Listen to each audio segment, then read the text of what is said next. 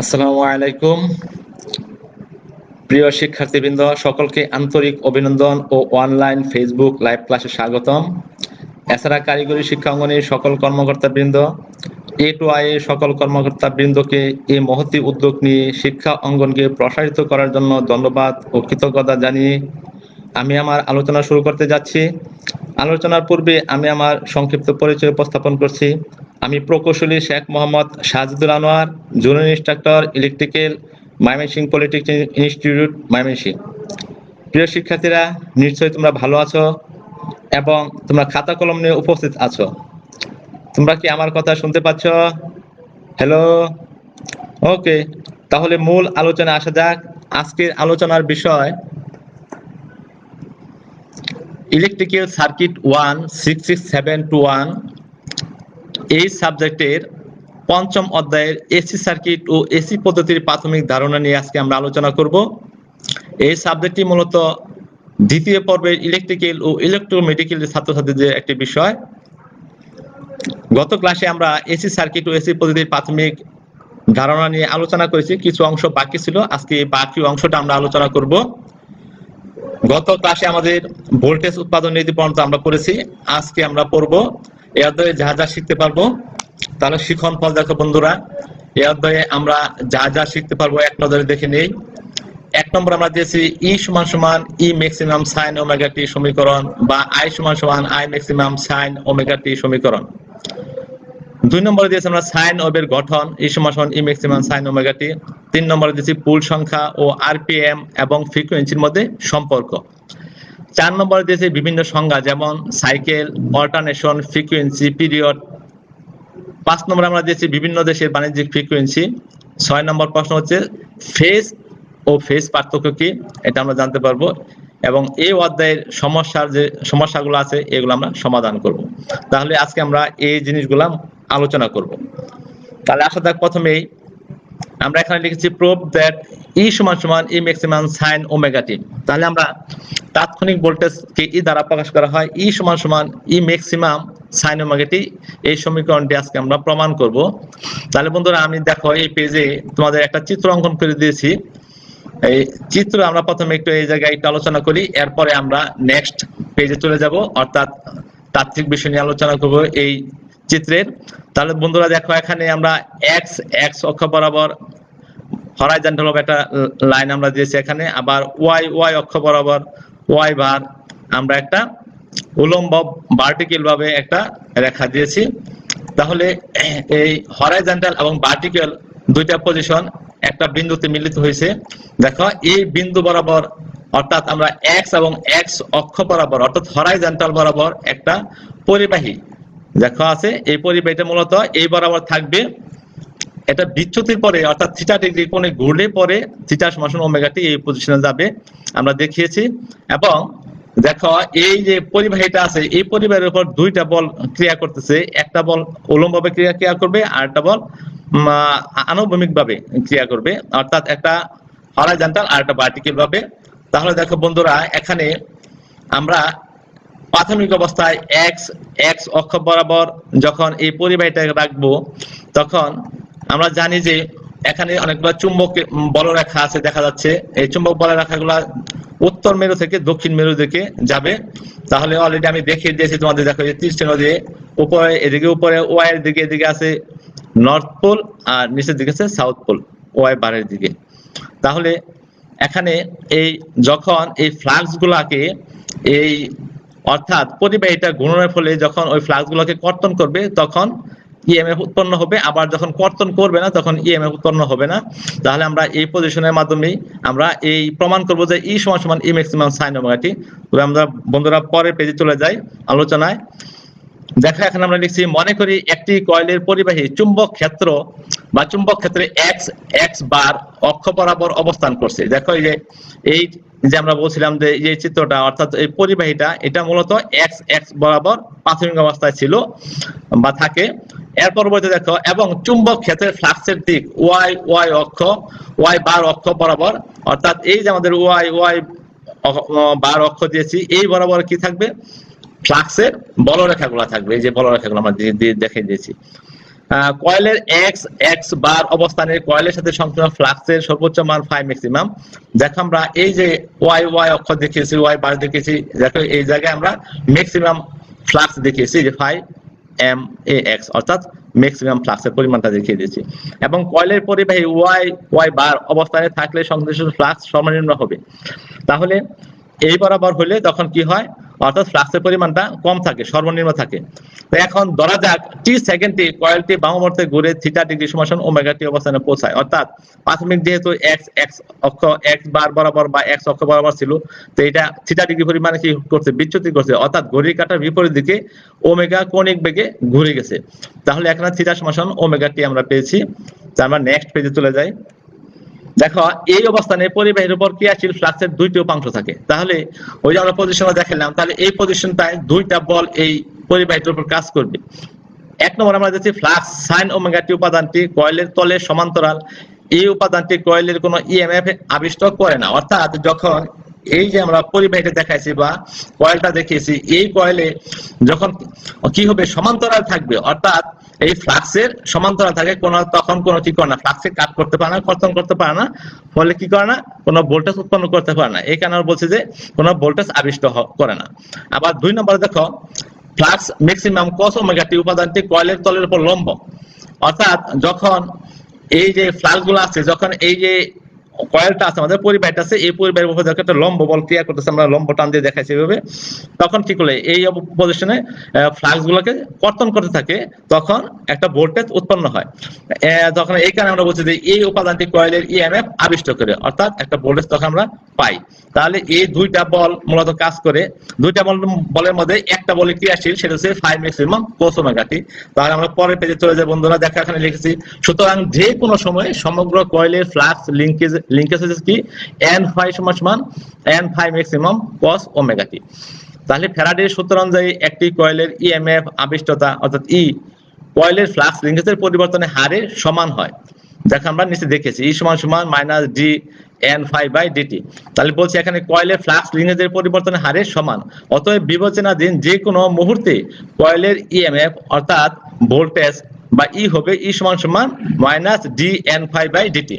তাহলে দেখো প্রিয় শিক্ষার্থীরা, এখানে আমরা তাৎক্ষণিক ভোল্টেজকে ই দ্বারা প্রকাশ করেছি, এবং আমরা এনটা তো মূলত ঘূর্ণন সংখ্যা বা আরপিএম যেটা, আর ফাইটা হচ্ছে ফাই ম্যাক্সিমাম যেটা আমরা এই ফাই। তাহলে আমরা এখানে মাইনাস ডি ডিটি ব্র্যাকেটে দেখো N phi maximum cos omega t লিখেছি। এখানে মূলত এই ফাই এর মান হচ্ছে phi maximum cos omega t, অর্থাৎ যেটা কার্যকরী মান ছিল ওই মানটা আমরা এখানে বসিয়ে দিয়েছি। তাহলে এখন আমরা এই ব্র্যাকেটের ভিতরে মানটাকে কি করব, ডিফারেন্সিয়েট করব, অর্থাৎ ডি ডিটি সাপেক্ষে এই মানটাকে আমরা কি করব, ডিফারেন্সিয়েট করব। তাহলে বন্ধুরা দেখো পাশে আমি সূত্র লিখে দিয়েছি। আমরা জানি যে ডি ডিটি কোস ওমেগা টি কি হয়, মাইনাস সাইন ওমেগা টি, এবং যেহেতু ওমেগা টি আছে, আবার ওমেগা টি কে আবার ডিফারেন্সিয়েট করতে হবে, তখন আমরা ওমেগা পাবো, কারণ ওমেগাটা নিয়ে গেলে ডিটি ডিটি বাদ হয়ে যায়, ক্যান্সেল হয়ে যাবে। তাহলে দেখো বন্ধুরা, আমরা এখানে ই সমান মাইনাস লিখেছি। এখন এন ফাই ম্যাক্সিমাম এই দুটো কনস্ট্যান্ট ভ্যালু, এটা আমরা সামনে নিয়ে আসলাম। এখন ডি ডিটি এই কস ওমেগা টি ডিফারেন্সিয়েট করে মাইনাস সাইন ওমেগা টি, এবং আবার ওমেগা টি করলে কি ওমেগা। সুতরাং এখন মাইনাস মাইনাস কি হলো, প্লাস হয়ে গেল। এই ওমেগাটা আমরা সামনে নিয়ে আসছি, এবং N phi maximum sine omega t আমাদের রইল। তাই এটাকে আমরা একটা 1 নম্বর সমীকরণ দিয়ে রেখে দিলাম। এখন আমরা পরের পেজে চলে যাই। যখন দেখো এক্স বার এক্সিস হতে কয়েলটি 90 ডিগ্রি বামবর্তে ঘুরে যায়, অর্থাৎ আমরা তখন দেখেছিলাম যে থিটা ডিগ্রি পরিমাণ বা কৌণিক বেগে ঘুরতেছিল, তখন ওই থিটাটা যদি কি হয়, অর্থাৎ কয়েলটা 90 ডিগ্রি অর্থাৎ ঘড়ির কাঁটার বিপরীত দিকে 90 ডিগ্রি যায়, তখন থিটা সমান ওমেগা টি সমান কি হয়, 90 হয়। তখন সাইন ওমেগা টি অর্থাৎ সাইন 90 এর মান হয় 1।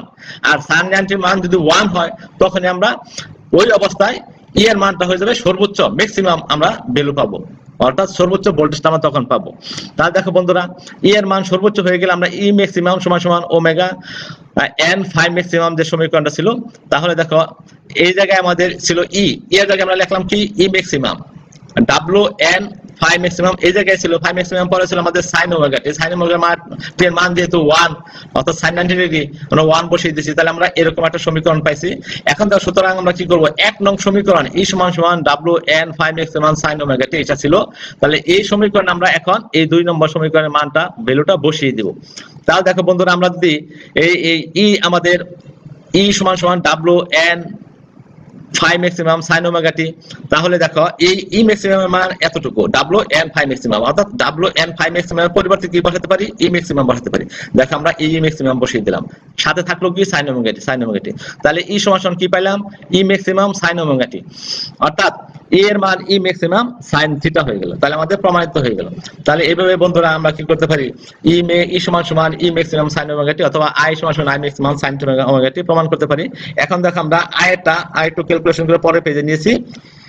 এখন আমরা দেখেছি এখন এসি জেনারেটরের লোড রেজিস্ট্যান্স আর যদি এটা হয় তাহলে এর মধ্য দিয়ে প্রবাহিত তাৎক্ষণিক কারেন্টের মান হবে স্মল আই দিছি আমরা এখানে। তাহলে এই স্মল আই সমান আমরা লিখতে পারি আই সমান কি জানি ভি বাই আর বা ই বাই আর। তাহলে যেহেতু ই বাই আর লিখছি, ই এর একটা ইকুয়েশন আমরা একটু আগে পেয়েছি যে ই ম্যাক্সিমাম সাইন ওমেগা টি।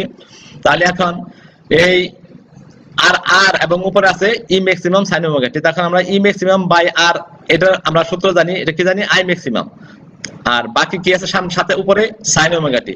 তাহলে এটুকুর মান আমরা ই ম্যাক্সিমাম বাই আর এর মান লিখলাম আই ম্যাক্সিমাম এবং সাইন ওমেগা টি আমরা লিখে দিলাম। তাহলে আই সমান কি প্রমাণ হলো, আই স্মল আই সমান আই ম্যাক্সিমাম সাইন ওমেগা টি আমরা প্রমাণিত করতে পারলাম। তাহলে বন্ধুরা এইভাবে আমরা ইকুয়েশনগুলোকে কি করতে পারি, সমাধান করে ক্যালকুলেশন করে প্রমাণ করতে পারি। এখন দেখো এটাকে আমি আরো সহজভাবে একবারে সিম্পল ভাবে তোমাদের দেখিয়েছি প্রমাণ করে। দেখো এই প্রমাণটা আমরা একটা বৃত্তের মাধ্যমে তোমাদের বোঝানোর চেষ্টা করেছি আমি সহজভাবে। দেখেন এই জায়গায় একটা বৃত্ত অঙ্কন করেছি, দেখো লিখছি আমি চিত্র হতে মনে করি এ বি সি একটা ত্রিভুজ, আমরা এই এ বি সি এটা একটা ত্রিভুজ ধরছি। এখানে এসি সমান ই তাৎক্ষণিক ভোল্টেজ, এটা এসি এই ই দিয়ে রেড কালারে ই দিয়ে লিখেছি আমি। দেখো ই এটা তাৎক্ষণিক ভোল্টেজ এবং এ বি ই ম্যাক্সিমাম সর্বোচ্চ তাৎক্ষণিক ভোল্টেজ। তাহলে এই ই ম্যাক্সিমাম দেখো রেড কালার দিয়ে লিখেছি, এ বি তে এটা সর্বোচ্চ তাৎক্ষণিক ভোল্টেজ। তাহলে ত্রিভুজ এবিসি হতে পাই। তাহলে আমরা এ বি সি ত্রিভুজ হতে কি পাবো, আমরা লিখছি যে সাইন থিটা। সাইন থিটা বলতে সাইন এ বি সি, সাইন এ বি সি মানে কি সাইন থিটা, অর্থাৎ তাহলে সাইন থিটার সমান আমরা কি জানি লম্ব বাই অতিভুজ। তাহলে লম্ব আছে কি এসি আর অতিভুজ কি এবি, তাহলে এসি বাই এবি। তাহলে আমরা এখান থেকে কি এর মান বের করব, এসির মান বের করব। তাহলে এসি সমান আমরা লিখতে পারি AB into sine angle ABC, অর্থাৎ যেহেতু অ্যাঙ্গেল এবিসি এর মান 30 ডিগ্রি অর্থাৎ থিটা, সুতরাং আমরা এবি সাইন 30 ডিগ্রি লিখলে এসি সমান ই ম্যাক্সিমাম সাইন থিটা হয়ে গেছে। তাহলে সুতরাং আমরা ই সমান ই ম্যাক্সিমাম সাইন থিটা এটা সহজে এই চিত্রের মাধ্যমে কি করতে পারি, প্রমাণ করতে পারি। এখন আসা বন্ধুরা সাইন ওয়েভের গঠন, আমরা একটা কিভাবে সাইন ওয়েভ তৈরি করব এটা আমি তোমাদের শিখিয়ে দিচ্ছি এখানে, ভালোভাবে তোমরা একটু খেয়াল করো। দেখো আমি এখানে একটা বৃত্ত অঙ্কন করেছি, বৃত্তের মধ্যে আমি 12টা ভাগে বৃত্তটাকে ভাগ করেছি। দেখো এই জায়গায় 0 থেকে 30, এরকম 30 থেকে 60, 60 থেকে 90 এরকম ভাবে দেখো আমি 12টা ভাগ করেছি। 1 2 3 4 5 6 7 8 9 10 11 12 এরকম 12টা অংশে ভাগ করেছি। তাহলে দেখো 0 থেকে আমাদের ঘড়ির কাঁটার বিপরীত দিকে অর্থাৎ থিটা সমান ওমেগা টি বলছি, এই ওমেগা টি মান প্রাথমিক অবস্থায় 30, এরপর 30 এর পরবর্তী পজিশন কি 60 ডিগ্রি। তাহলে প্রথম কোণ 30 ডিগ্রি, এর পরবর্তী কোণ 60 ডিগ্রি অর্থাৎ 60 ডিগ্রি, পরে 90 ডিগ্রি, পরে 120 ডিগ্রি, পরে 150 180 210 240 270 300 330 এবং 360 আমাদের শেষ পজিশন, অর্থাৎ যে জায়গাতে শুরু হয়েছিল ওই জায়গায় এসে শেষ হবে। তাহলে আমরা যদি এইভাবে পজিশন অনুযায়ী ভাগ করি, প্রত্যেকটা অ্যাঙ্গেলে আমরা ডিফারেন্স দিচ্ছি 30 ডিগ্রি করে, তাহলে 12টা ভাগে হয়েছে 360 ডিগ্রি। তাহলে দেখো এই যে প্রথমে যে আমরা 30 ডিগ্রি ধরছিলাম, এই বরাবর দেখো আমি এই 30 ডিগ্রি বরাবর যে রেখাটা উপরের দিকে দিয়েছি এটাকে আমি তাৎক্ষণিক ভোল্টেজ, প্রাথমিক তাৎক্ষণিক ভোল্টেজ এটা বুঝিয়েছি। এবং দ্বিতীয় যখন 60 ডিগ্রিতে আমরা গেছি তখন উপরের দিকে যে ডট ডট দিয়ে দেখেছি এটা দেখো আমি তাৎক্ষণিক অর্থাৎ দ্বিতীয় তাৎক্ষণিক ভোল্টেজ দেখেছি। এভাবে 1 2 3 4 5 6 7 8 9 10 11 12 এই 12টা অংশে ভাগ করেছি। তাহলে দেখো এই জায়গায় 90 ডিগ্রি অবস্থানে ম্যাক্সিমাম সর্বোচ্চ ভ্যালু আমরা পেয়েছি। তাহলে এই 90 ডিগ্রি পজিশনে দেখো এই জায়গায় 90 ডট ডট দিয়ে দিচ্ছি এবং এই দেখো এই জায়গায় 60 দেখিয়েছি। তাহলে এরকম 0 থেকে আমাদের আমরা যদি অল্টারনেটর হিসেবে অল্টারনেশন হিসেবে চিন্তা করি তাহলে 0 থেকে 180 ডিগ্রি এইটুকুর মধ্যে সর্বোচ্চ ভ্যালু হইতেছে আমাদের 90 ডিগ্রি। আবার সেম একইভাবে আমরা যখন পজিটিভ অল্টারনেশন যেভাবে বের করলাম সেম একইভাবে আমরা নেগেটিভ অল্টারনেশনও বের করব। তাহলে দেখো 210 ডিগ্রি অর্থাৎ এই যে 210 পজিশন এই জায়গায় আমাদের নিচের দিকে দেখলে আমরা চিন্তা করলে 330, এখানে দেখো এই 330 অবস্থানে যখন আসছে আমাদের ডট ডট দেখিয়েছি কত এই যে জায়গায় 330। আবার দেখো এই জায়গায় আমরা যখন 240 দেখিয়েছি তখন দেখো এই যে 240 আমরা এই জায়গায় দেখিয়েছিলাম যে এটা 240, এখন নিচের দিকে নেগেটিভ দেখা 300 দেখো যে এই পজিশন আমাদের আছে 330। তাহলে এইভাবে আমরা প্রত্যেকটা অংশকে কি করছি অর্থাৎ ভাগ ভাগ করে 12টা অংশে ভাগ করে আমরা কি করতে পারি, একটা সাইন ওয়েভ তৈরি করতে পারি, অর্থাৎ একটা সমীকরণ আমরা এই জায়গা থেকে ইকুয়েশন আমরা এইভাবে তৈরি করে পেতে পারি। এখন বন্ধুরা দেখো নেক্সট পেজে আমি তোমাদের আরেকটা সাইন ওয়েভের গঠন দেখেছি, এটা 8টা অংশে ভাগ করেছি, তাহলে এটার ডিফারেন্স দিয়েছি আমি 45 ডিগ্রি করে, থিটার মান অর্থাৎ ঘড়ির কাঁটার বিপরীত দিকে আমরা প্রথমে 45 ডিগ্রি, এরপরে 45 আরো 45 আর 90 এর ডিফারেন্স করে 8টা ভাগে ভাগ করেছি, A B C D E F G H. আমি 8টা দেখো লেটার দিয়েছি, এ থেকে শুরু করে আবার এতে আসবে এস হওয়ার পরে আবার এ, তাহলে দেখো 8টা লেটার আছে, এই 8টা লেটার আমি ভাগ করেছি A B C D E F G H A. তাহলে এই 0 থেকে শুরু হয়ে 360 ডিগ্রি পর্যন্ত আমি প্রত্যেকটা কোণের মান দেখো 0 থেকে 45 ডিগ্রি অর্থাৎ 45 ডিগ্রি ডিফারেন্স করে দিয়েছি। তাহলে প্রথমটা 45, এরপরটা 90, এরপরটা 135, এরপরটা 180, এরপর 225, এরপর 270, এরপর 315, এরপর 360। এই 8টা ভাগে ভাগ করে দেখো আমি এই বৃত্ত থেকে এই কি করছি, সাইন ওয়েভটা অঙ্কন করছি, ডট ডট দিয়ে দেখো এই ম্যাক্সিমাম ভ্যালু দেখেছি, এরপর আরেকটু নিচে আরেকটা ভ্যালু দেখেছি।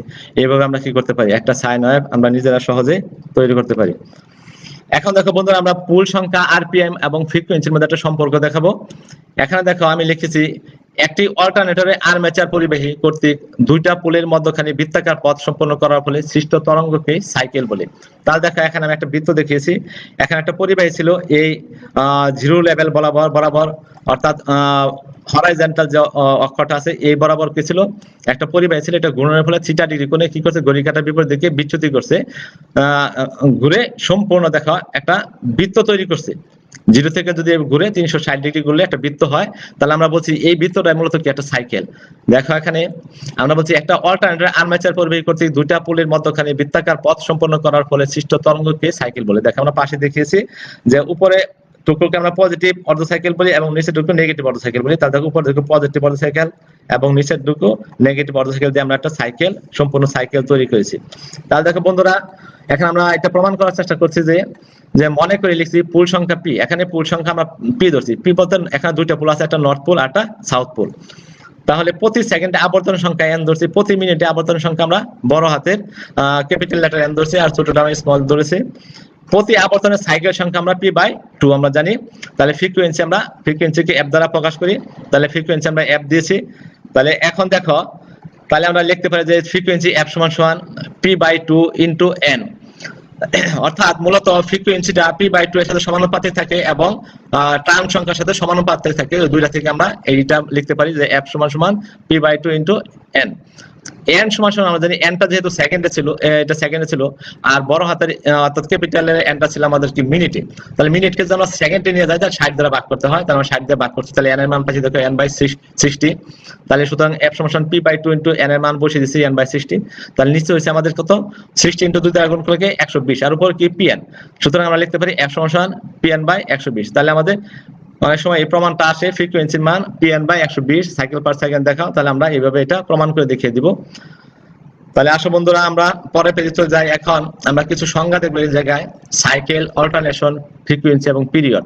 সাইকেল, যদি একটি পরিবাহী একটি উত্তর ও দক্ষিণ মেরুর মাঝখানে বৃত্তাকার একটি পথ অতিক্রম করে তবে একটি ভোল্টেজ তরঙ্গের সৃষ্টি হয়, এই তরঙ্গকে সাইকেল বলে। আমি একটু আগে তোমাদের বলেছি, দেখা এই যে আমাদের এই 0 পজিশন থেকে শুরু করে এই জায়গায় 2 পাই অর্থাৎ 360 ডিগ্রি পরিমাণ অর্থাৎ একটা বৃত্ত কে আমরা কি করছি, একটা সাইকেল তৈরি করেছি। এই সাইকেল মূলত এই 0 থেকে 2 পাই পর্যন্ত আমাদের এই সাইকেলটা হয়েছে। আবার দেখো আমরা এই সাইকেল থেকে আমরা বলতে পারি যে এই সাইকেলের অর্ধেক অংশকে আমরা অল্টারনেশন বলি। তাহলে 0 থেকে এই পাই পর্যন্ত তাহলে ভোল্টেজ তরঙ্গের অর্ধাংশকেই অল্টারনেশন বলা হয়। তাহলে দেখো আমরা চিত্রের মধ্যে দেখিয়ে দিয়েছি যে এই 0 থেকে 2 পাই দেখো এটা আমরা সাইকেল বলছি এবং এই অর্ধেক অংশকে দেখো আমরা অল্টারনেশন হিসেবে দেখিয়েছি এবং এই 0 লেভেল থেকে উপরে সর্বোচ্চ যে পজিশনটা ই ম্যাক্সিমাম দেখিয়ে দিয়েছি তোমাদের চিত্রের মধ্যে বোঝার জন্য। তাহলে এখন আসো ফ্রিকোয়েন্সি, 1 সেকেন্ড সময়ে যতগুলো সাইকেল সম্পন্ন হয় তাকে আমরা কি বলি, ফ্রিকোয়েন্সি বলে থাকি। তাহলে এই যে আমরা একটা সাইকেল দেখেছি, এরকম যতগুলো সাইকেল 1 সেকেন্ড সময়ের মধ্যে হবে ওইগুলোকে আমরা ফ্রিকোয়েন্সি বলি। আবার পিরিয়ড দেখো, 1 সাইকেল সম্পন্ন হতে যে সময় লাগে তাকে পিরিয়ড বলি। অর্থাৎ এই যে একটা সাইকেল সম্পন্ন হইলো, এই সাইকেলটা তৈরি করতে অর্থাৎ তৈরি হতে যে পরিমাণ সময়ের প্রয়োজন হচ্ছে সেটাকে আমরা কি বলি, পিরিয়ড অথবা টাইম পিরিয়ড বলে থাকি। তাহলে আমরা পিরিয়ড সমান টি সমান 1/f লিখেছি। তাহলে আমরা 1/f এর ভ্যালুকে আমরা যদি ভাগ করি, মনে করি f এর মান যদি 60 থাকে তাহলে এটাকে 1/60 আকারে ভাগ করলে আমরা এই পিরিয়ডের মান পেয়ে যাব। তাহলে আমরা পরের পেজে চলে যাই। এখন দেখে লিখেছি বিভিন্ন দেশের বাণিজ্যিক ফ্রিকোয়েন্সি সম্পর্কে আমি একটু বলেছি তোমাদের, এখানে আলোচনা করেছি। তা দেখো, বিদ্যুৎ উৎপাদক সংস্থা কতিপয় সুবিধা ও অসুবিধা বিবেচনা করে তাদের উৎপাদিত ফ্রিকোয়েন্সি নির্ধারণ করে থাকে। একে আমরা সাধারণত বাণিজ্যিক ফ্রিকোয়েন্সি বলে থাকি। বাংলাদেশের বাণিজ্যিক ফ্রিকোয়েন্সি 50 সাইকেল পার সেকেন্ড, কিন্তু পশ্চাতের কোন কোন উন্নত যেগুলো দেশ আছে, যেমন কানাডা, যুক্তরাষ্ট্র, যুক্তরাজ্য, জার্মান, ওনারা কি করে ওই দেশের তারা দুই ধরনের ফ্রিকোয়েন্সি ব্যবহার করে থাকে। একটা হচ্ছে 25 সাইকেল পার সেকেন্ড এবং আরেকটা হচ্ছে 60 সাইকেল পার সেকেন্ড। তাহলে এই দুইটা ফ্রিকোয়েন্সি তারা ব্যবহার করে, কারণ ফ্রিকোয়েন্সির মান দেখা যায় যত কম হয় তত সুবিধা ভালো। এখানে তারা দুই ধরনের ফ্রিকোয়েন্সি ব্যবহার করে। এখন দেখা যাক বন্ধুরা, আমরা এখানে ফেজ এবং ফেজ ডিফারেন্স নিয়ে একটু আলোচনা করব। প্রথমে এখন আসা যাক ফেজ। তাহলে দেখো, এখানে আমি বলেছি এসি ভোল্টেজ বা কারেন্ট বা যে কোনো পরিবর্তনশীল রাশির যে কোনো নির্দিষ্ট মানের টাইম পিরিয়ডের ভগ্নাংশকে ফেজ বলে। অর্থাৎ দেখো, আমরা এখানে 0 থেকে টুয়াইস পাই, অর্থাৎ 360 ডিগ্রি পর্যন্ত এখানে দেখেছি। এখানে আমরা পিরিয়ড গুলাকে T/4, T/2, 3T/4 এবং T এই ভাবে আমরা কি করছি, 4টা অংশে ভাগ করেছি। তাহলে এই প্রত্যেকটা ভগ্নাংশ আমরা যদি এই সম্পূর্ণ সাইকেলটাকে আমরা জানি যে একটা পিরিয়ড, তাহলে এই পিরিয়ডটাকে ভাগ করলে 4টা ভাগে আমরা ভাগ করেছি এখানে। তাহলে দেখো, আমি বলছি যে এসি ভোল্টেজ বা কারেন্ট বা যে কোনো পরিবর্তনশীল রাশি যে কোনো নির্দিষ্ট মানের টাইম পিরিয়ডের ভগ্নাংশকে কি বলে, ফেজ বলে। তাহলে আমরা কি এই T/4 এটা আমরা একটা বলতে পারি কি T/4, এটা একটা সেকেন্ড, তো সেকেন্ডটা একটা ফেজ। তা দেখো, আবার লিখেছি আমরা যা সাইকেলের শূন্য বা অন্য যে কোনো বিন্দু হতে বিবেচনা করা যায়। তাহলে আমি এই শূন্য থেকে বিবেচনা করতে পারি, অথবা যে কোনো পজিশনে, অর্থাৎ যে কোনো একটা অবস্থান থেকে আমি শুরু করতে পারি, বলতে পারি, অর্থাৎ T/4 থেকে বলতে পারি, T/2 থেকে বলতে পারি। তাহলে ধরা যাক একটা এসি ভোল্টেজের বা কারেন্টের সর্বোচ্চ মান E maximum, a time period T/4, অর্থাৎ এই যে ম্যাক্সিমাম আমরা দেখেছি 0 থেকে এই পজিশনটা সর্বোচ্চ, তাহলে এটা কি ম্যাক্সিমাম, ই ম্যাক্সিমাম ভোল্টেজ। তাহলে বলছি এই টাইম, তাহলে এইটা টাইম পিরিয়ড কি T/4, তাহলে এখানে টাইম পিরিয়ড আমরা কি বলছি T/4, এবং তাহলে এই জায়গায় কোন কত 90 ডিগ্রি, দেখো নিচে লিখে দিয়েছি। সুতরাং ই ম্যাক্সিমাম মানে এসি ভোল্টেজের ফেজ কত, T/4 সেকেন্ড আমরা বলতে পারি, এবং বলতে পারি যে এটা এই জায়গায় তাহলে ফেজ কোণ কত 90 ডিগ্রি। সুতরাং আমরা এইভাবে ফেজ এবং ফেজ কোণ নির্ধারণ করতে পারি। এখন দেখো বন্ধুরা, এখানে ফেজ পার্থক্য বা ফেজ ডিফারেন্স লিখেছি। আমরা ফেজ ডিফারেন্স সম্পর্কে একটু জানি। দুইটি এসি ভোল্টেজ বা কারেন্ট বা পরিবর্তনশীল রাশি যদি একই সময়ে সর্বোচ্চ মানে বা শূন্য মান অতিক্রম না করে, তাহলে তাদের শূন্য মান বা সর্বোচ্চ মান বা যে কোনো দুইটি অনুরূপ মানের ফেজের পার্থক্যকে ফেজ পার্থক্য বলে। অর্থাৎ আমি বলেছি যে এখানে তোমাদের, অর্থাৎ দেখো আমি এখানে তোমাদের দুইটা ওয়েভের চিহ্ন বা দুইটা ফ্রিকোয়েন্সির চিহ্ন দেখেছি বা দুইটা ভ্যালু দেখেছি। এখন দুইটা ভ্যালু আমরা কি একই জায়গাতে শুরু করি না, দুই জায়গাতে শুরু করছি। বলছি এক জায়গায় হবে না, যদি দুই জায়গায় হয় তাহলে দুই জায়গাতে শুরু হলে ওই দুইটার মাঝখানে যে ডিফারেন্স থাকে সেটা কি বলা হয়, ফেজ ডিফারেন্স। তাহলে দেখো, আমরা ম্যাক্সিমাম দুইটার যে ডিফারেন্স, এই দুইটাকে আমরা ফেজ ডিফারেন্স বলতে পারি, অথবা যে দুইটা জিরো লেভেল থেকে শুরু হয়েছে এই দুইটার পার্থক্য কি আমরা কি বলতে পারি, অর্থাৎ ফেজ ডিফারেন্স বলতে পারি। তাহলে দেখো, এখানে এই যে আমরা ফাই দেয়া ফেজ ডিফারেন্স অথবা থিটা দ্বারা আমরা কি ফেজ ডিফারেন্সকে প্রকাশ করে থাকি। এখানে আমি দুইটা কারেন্টের সাইন দিয়ে আমি তোমাদের বোঝানোর চেষ্টা করছি, এটা IM2 আর একটা IM1। দেখো, এই দুইটা ডিফারেন্স আমরা এই ফেজ পার্থক্য বা ফেজ ডিফারেন্স দেখেছি। দেখো, অথবা আমি লিখেছি একই ফ্রিকোয়েন্সির দুইটা পরিবর্তনশীল রাশির বিভিন্ন শূন্য বিন্দু থাকে, তখন তাদের পার্থক্যকে ফেজ ডিফারেন্স বলে।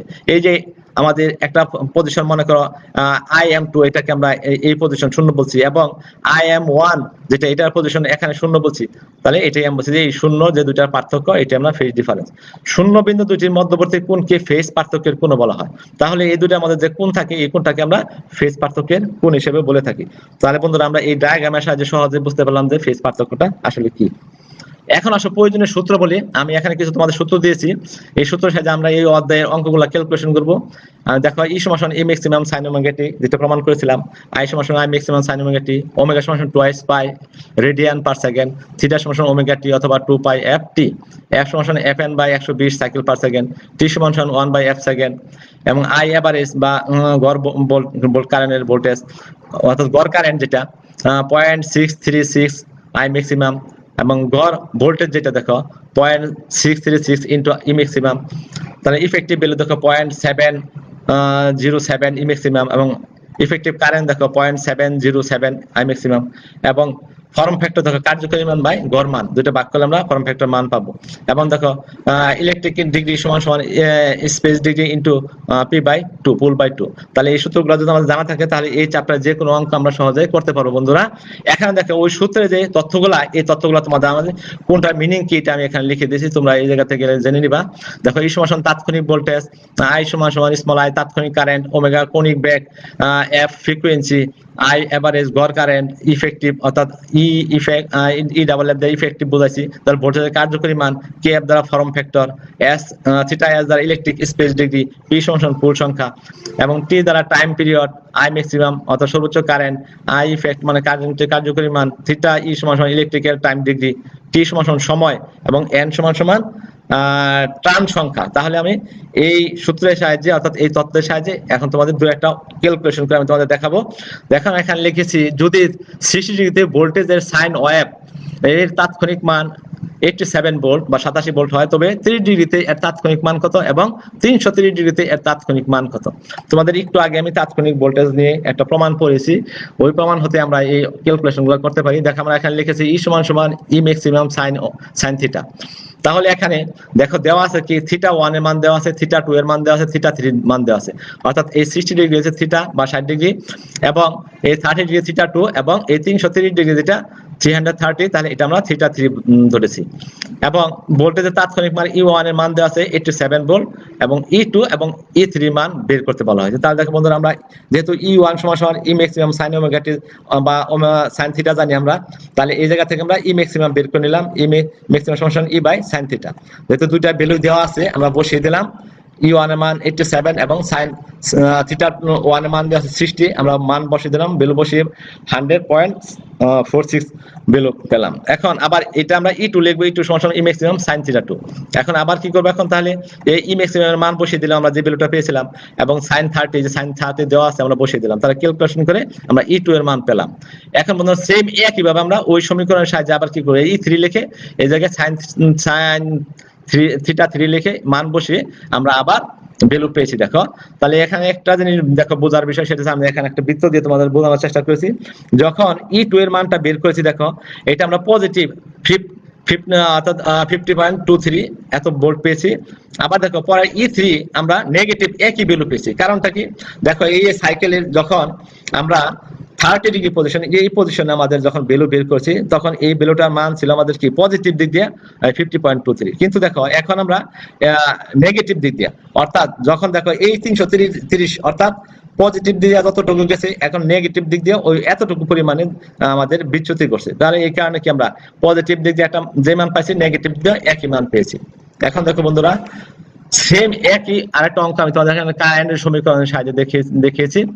এখানে আমরা লিখেছি যে ওই আগের মতো 60 ডিগ্রিতে কারেন্ট এবং এর একটি সাইন ওয়েভের তাৎক্ষণিক মান 120 এম্পিয়ার, 90 ডিগ্রিতে তাৎক্ষণিক মান কত 180, এবং 270 এর তাৎক্ষণিক মান কত হবে। এখানে আমরা তিনটা ভ্যালু বের করতে বলছি। তাহলে আমরা আগের মতোই খালি আই এর জায়গার মধ্যে আই বসিয়ে আমরা কি করব, ক্যালকুলেশন করে আগের মতো সমীকরণের মানগুলা বের করে ফেলবো। দেখো আমরা আগের মতোই মানগুলা কি করছি এখানে বের করে তোমাদের দেখিয়ে দিয়েছি। তাহলে এটা আমি আর আলোচনা করতে চাই না, পরের পেজে চলে যাই। দেখো এখানে আমরা লিখেছি 6 পোল বিশিষ্ট একটা অল্টারনেটরকে কত আরপিএম এ ঘোরালে 60 হার্জ ফ্রিকোয়েন্সি তৈরি হবে, এবং 2 নম্বর দিচ্ছে উক্ত অল্টারনেটরের মোট স্পিড ডিগ্রি ও ইলেকট্রিক্যাল ডিগ্রি কত। উক্ত অল্টারনেটরের 45 ডিগ্রি স্পিড ডিগ্রিতে কত ইলেকট্রিক ডিগ্রি হবে। উক্ত অল্টারনেটরের টাইম পিরিয়ড এবং পজিটিভ অল্টারনেটরের সময় কত হবে। আমরা জানি এখানে NS সমান 120 F/P দিয়েছি। তাহলে এই সমীকরণে দেখো এখানে ভ্যালু দেওয়া আছে, P এর মান দেওয়া আছে, F এর মান দেওয়া আছে, থিটা এর মান দেওয়া আছে। আমরা এই ভ্যালুগুলো বসে এখানে NS এর মান বের করেছি 1200 RPM। এবং আমরা সূত্র একটা জানি যে স্পেস ডিগ্রিতে আমরা জানি যে কোনো অল্টারনেটরের স্পেস ডিগ্রি 360 ডিগ্রি হয়। তাহলে মোট স্পেস ডিগ্রি থিটা এস সমান সমান 360 দিতে পারি, যে এখানে আমাদের মোট স্পেস ডিগ্রি দেওয়া নাই, আমরা এটাই আমাদের আনসার হয়ে যাবে। আমরা জানি ইলেকট্রিক্যাল সমান সমান স্পেস ডিগ্রি ইনটু P/2। তাহলে এখানে ভ্যালু যেহেতু দেওয়া আছে, পোলের মান 6 এবং থিটা এস এর মান 360 বসিয়ে দিয়ে আমরা মান পেয়ে গেলাম ইলেকট্রিক্যাল ডিগ্রি। দেখো বন্ধুরা আমরা স্পেস ডিগ্রি আবার এখানে যখন স্পেস ডিগ্রি 45 ডিগ্রি হয় তখন ইলেকট্রিক ডিগ্রি কত হবে, তখন আমাদেরকে 45 মান বসিয়ে P এর মান ছিল 6 পোল বসিয়ে দিয়ে আমাদের এখানে ইলেকট্রিক্যাল ডিগ্রি মান বের করতে পারলাম। টাইম পিরিয়ড আমরা T সমান সমান এত আমরা দেখো t সমান 1/f মান বসিয়ে আমরা ভ্যালু বের করলাম পজিটিভ অল্টারনেটর সবাই আমরা জানি t সমান t/2 এখন এটি এর মান যেহেতু বের করেছি আগে বসিয়ে দিয়ে আমরা ক্যালকুলেশন করে t এর মানও পেয়ে গেলাম তাহলে এইভাবে ক্যালকুলেশন করে আমরা কি করতে পারি যে কোনো সমীকরণের মান সহজভাবে বের করতে পারি এখানে আমি তোমাদের আরেকটা ইকুয়েশন দিয়েছি i সমান i maximum I sin 520 t ampere তাহলে এই সমীকরণে আমি তোমাদের কিছু মান বের করতে বলছি তোমরা এটা বাসায় নিজেরা করবে সর্বোচ্চ কারেন্টের মান ফ্রিকোয়েন্সির মান কারেন্টের কার্যকরী মান এবং ফর্ম ফ্যাক্টর আমি তোমাদের এখানে দেখিয়ে দিয়েছি তোমরা এটা বাসায় নিজেরা করবে তাহলে বন্ধুরা দেখো সম্ভাব্য প্রশ্নসমূহ এই অধ্যায়ে যে প্রশ্নগুলো তোমাদের পরীক্ষায় আসতে পারে আমি দিয়েছি এখানে এই সমস্যা এই maximum sin omega t by maximum sin omega t pole সংখ্যা আরপিএম এবং ফ্রিকোয়েন্সির মধ্যে সম্পর্ক তাহলে যে প্রশ্নগুলো আমরা আগে আলোচনা করছি এই প্রশ্নগুলো এখানে তোমাদের দিয়েছি এগুলো তোমরা পড়ে নিবে বাড়ির কাজ ও প্রশ্নোত্তর পর্ব এখানে তোমাদের আমি যে প্রশ্নগুলো আলোচনা করেছি ওই প্রশ্নগুলো এখানে বাড়ির কাজ হিসেবে দিয়েছি তোমরা এই প্রশ্নগুলো সমস্যার সমাধান করে ক্যালকুলেশন করে তোমাদের শ্রেণী শিক্ষকের কাছে জমা দিবে তো তোমাদের যদি কোনো প্রশ্ন থাকে তোমরা কমেন্ট করতে পারো কমেন্ট বক্সে আমি উত্তর দেওয়ার চেষ্টা করব বন্ধুরা তোমাদের কি কোনো প্রশ্ন আছে থাকলে করতে পারো ওকে তোমরা যদি এই লাইভ ভিডিওটি আবার দেখতে চাও তবে দক্ষতা বাতানের ফেসবুক পেজে লগইন করো অর্থাৎ www.facebook.com/skill.govbt অথবা www.skill.govbt তে ভিজিট করলে এই ভিডিওটি পুনরায় বারবার দেখতে পারবে আজকে এই পর্যন্ত আগামী ক্লাসে আলোচনা হবে লেকচার 8 অধ্যায় 6 পরিবর্তনশীল রাশি এবং কার্যকরী মান সকলকে ধন্যবাদ দিয়ে আমার লেসন ও সেশন এখানে সমাপ্ত করছি আল্লাহ হাফেজ